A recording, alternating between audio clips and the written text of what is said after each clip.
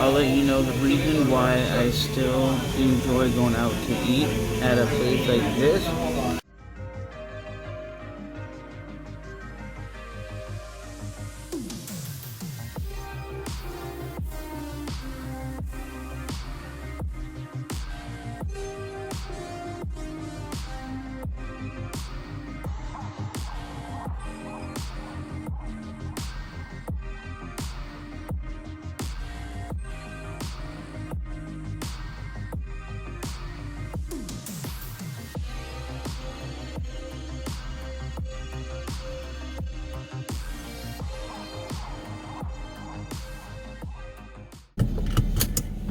So we're back in the car and we're talking about why do I still go to eat at certain restaurants. And this is the first time I've been to Epic Burger since I can't even remember when. Way past the pandemic, probably way back in like January or February or something like that, was the last time I actually went to this establishment. And the reason why I still go and support places like this, I still, like I said, go out to a restaurant like Epic Burger, which, like I said, I can make pretty much the same hamburger that they make. It's just the fact that I want to support something that makes great food and still allows the people working there to make a living and keep the business open. You know, if more and more people stop going to these establishments and stop going to these restaurants like Epic Burger or a small burger place, these places are going to go out of business. So that is why I still go out to eat on occasions, because I still want to keep these people afloat. And even on their website it says, please come in and grab a burger because we're trying to stay afloat.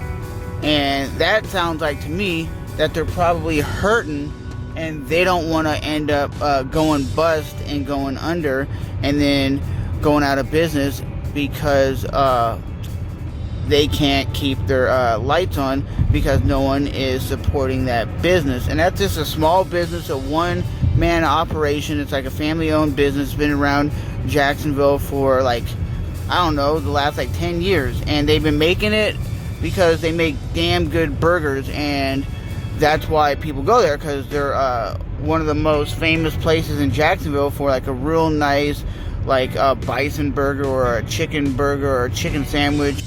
When you take it where, let's just say they're making $8,000 every month, and they were like, yeah, we're making enough money to survive, and now they're making like $4,000, they got issues.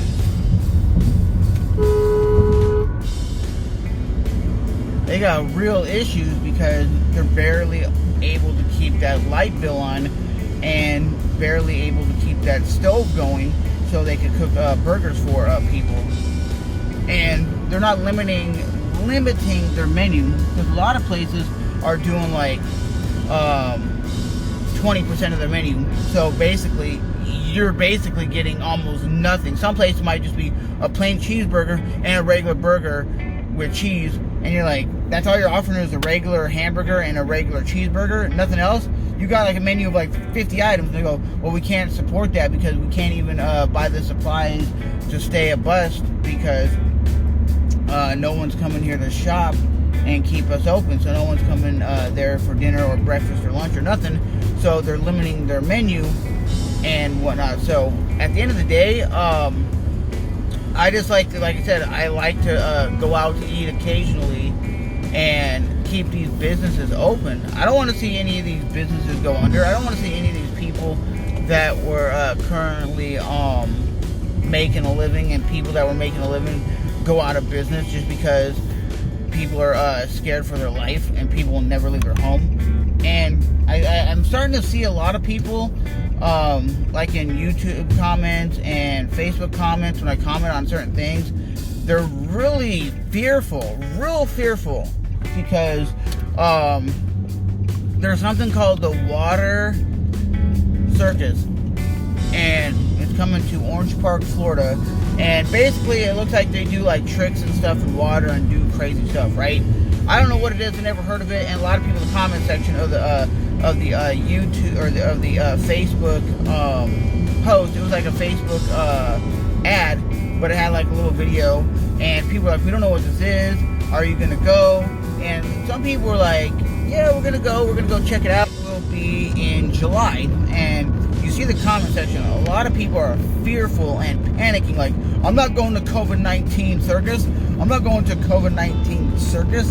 And my comment was, and I put this in the comment, I said, stop putting fear and panic in your life and take control of the fear and panic. Don't just go by what Dr. Fauci is saying. Don't just go by CNN or CBS. Actually do your research. And you would not believe the comments I got. Like, there was like, I would say like 65% of them were like hate comments. You're evil, you're crazy, I hope you get the coronavirus. And then there was some people that were like, yeah, you know, all these people down here in the comments, they're just in fear and panic. And I was like, and I replied, and the other thing I replied, I'm like, you guys that are in fear, are you wanting to be locked in your homes and never leave your house for the rest of your life? Do you want to be able to go to the grocery store, or be able to see a concert again, or go to the cinema and watch a movie? Or do you want to just be locked up in your house and never be able to leave ever again? You can't see your girlfriend, you can't see your family, you're not allowed to get into your cars. The military is going to come in and basically say, hey, this street block is only allowed to go to the store Monday and Fridays. Other than that, you're not allowed to leave your homes. So Monday and Friday, you have to scan a barcode to leave your homes. They're doing that right now in China. Okay, you have to scan a barcode that says you're allowed to and able to move about in some areas of China. Do you want that to happen? And they were like, that will never happen. Oh, I bet your ass it will, because it's happening in China. I don't see why it wouldn't happen here. It's because they're putting so much fear into you guys that you guys are so scared that you won't even leave your house.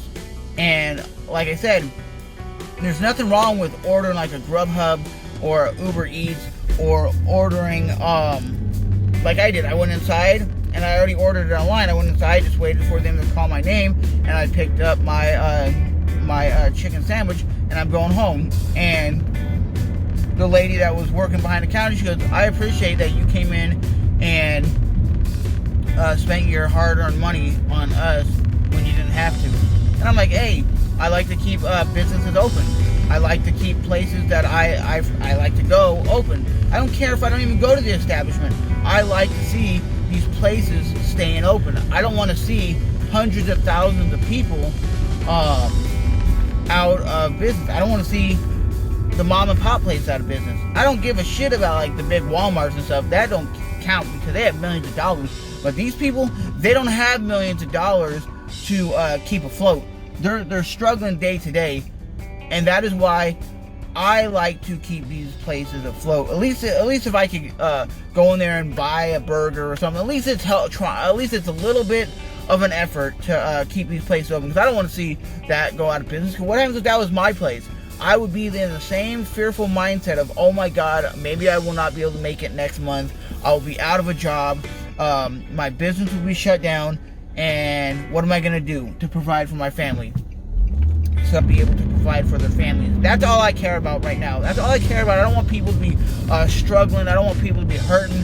I don't want people to be like, I can't provide for my family, because that's when fear, panic, and depression comes into play. But as always, guys, if you live in a town where you can still go to the burger joint, or you can still go to like the smaller restaurants, support them over going to the big places, because the big chain restaurants will always have money, and they'll always have some way to support their business, because they always are like, we're $1.5 million or whatever. They have a lot of money. But like that Epic Burger, they don't have that kind of stuff. But as always, that is just my little rant, my little talk, my little whatever you want to call it, of me, why I support the small business during this quarantine lockdown craziness. As always, it's your boy Trevor, back with another